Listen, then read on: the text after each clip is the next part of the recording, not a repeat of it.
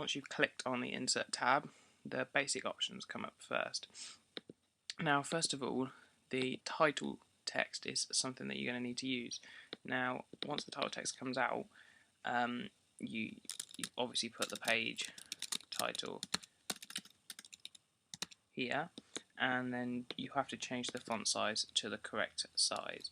Now, if you permanently want to change the font, so every time you create a new page or insert title text, it comes up as the same text as every other page, you just simply click onto Design and then Title Font, and you can then choose the font there.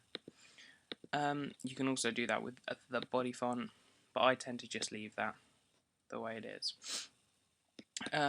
After that, if I go back to the Insert tab, we've got the body text, which then you just insert however much text you want onto the site. You then might want to insert a form for a contact page. Now, this form's easy to use really, and it comes up with the basic options that you'd normally need to use, so you don't need to edit much. But the two things that you need to do is, well, the one thing you need to do is you need to go to Setup tab, Email Setup, and then make sure you put a valid email address in there, otherwise it will go nowhere, or you or me will keep getting the email.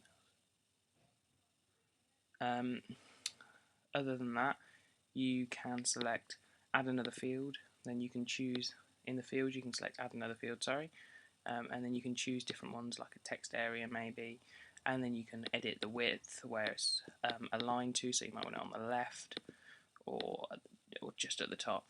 And you can also, if you go back to field, select whether you want it to be a required field. So you might say, well, actually we don't necessarily need an email address, and tick that off, and then they don't have to type it in. And you can also take the validation off as well, so it will check that it's an email, or it will check that it's a number, like that. After that, we've got the table, which is very basic to use. You just press Setup and you can choose the columns and rows that you want, and then the width and the height of each one. You just simply put your text in here, and you can put text wherever you want on the table in these little rows. After that, you've got the link button, and the link button is very basic. You cannot change the text unless you click on Style. You just click on Style, and then you put whatever you want, like email us. You can then go take the style here and choose what you want. So for email us, you might want a picture of an email, of a letter. Then you can select a link to an external file, or you can select an email, so which obviously we want to do with this one, so we just press apply with your email address. You can select a file out of your file manager by pressing browse. You can select a page to link it to, a PayPal account, or your login page. After that, there's a HTML snippet, but that's not really something you'll use that much. It's just for pages where you want to insert a widget off of a different website, which a customer might want, but I rarely have to use it. After that, you've got shapes. These I don't tend to use. The one thing I do use them for, though, is sometimes some text itself doesn't allow me to create it as a link. So basically, if I create something like a square, I can then choose the link that I want. So I can say I want this to go to Google, and then I simply press Style, the little plus button here for more colours, and then just drag this bottom bar that says alpha down to 0 and press apply. This therefore makes it disappear, so therefore it's an invisible link. So if I put this over anything, it will take you to a different page. Apart from that, we then move on to image tools. Now these tools are quite simple to use. We've got the pop-up gallery. Now this pop-up gallery, you basically select setup. You just double click on one and press add image. Now your screen will pop up and ask you for what images you want. You can then choose the image you want, press use this. Doesn't matter how many you want, you just select a few images and then close all this, and you'll see they'll come up. Then if you see you double click on them, they'll load larger for you to see. Now, the problem I have with this, if you click on Setup and Advanced, make sure the image download isn't on unless otherwise said by the customer, because it otherwise allows people to download images which can cause copyright, or for websites like schools, it can cause people to steal, to break the Data Protection Act.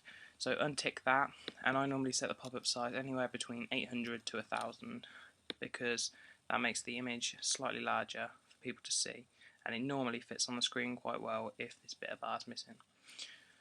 Okay. After that, we've got a slideshow. Now, quite often you want to put people like slideshows on their homepage, but the thing with this slideshow is there is a set here, if you can see my mouse, where of all the next images that are coming up. Now you want to get rid of that, because if it's obviously on a homepage, so you just simply go to Setup and Hide. Now there's also buttons that appear on it, and it's also good to get rid of them if it's on a homepage. Simply then press Advanced on Image and just press Hide Captions. And if you press More, it will allow you to hide the controls as well, and then just apply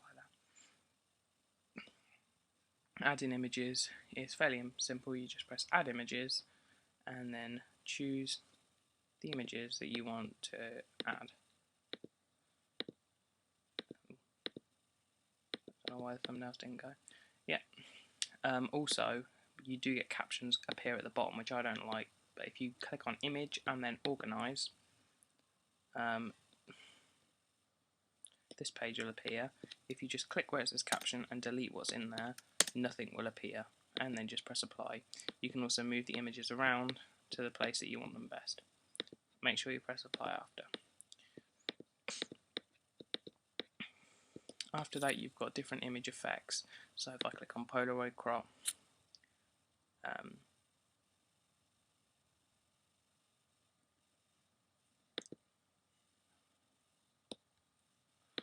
don't know, basically it'll come up with a Polaroid snap that will allow me to put one picture in just as a crop, basically, to make it look slightly better.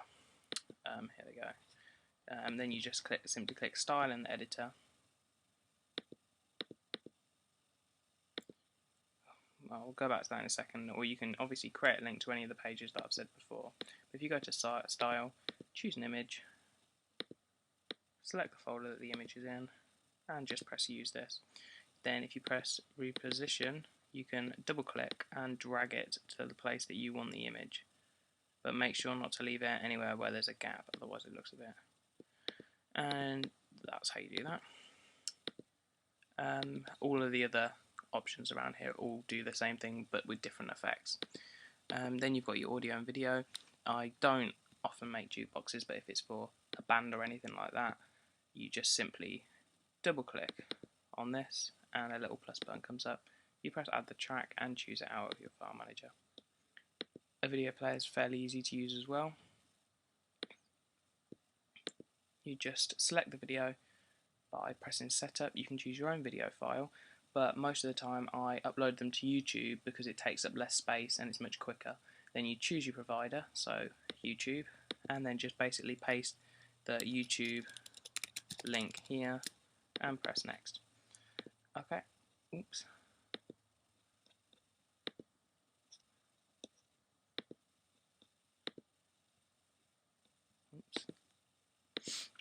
Yeah, so then you press Next. And you can also change the style of the video if you want.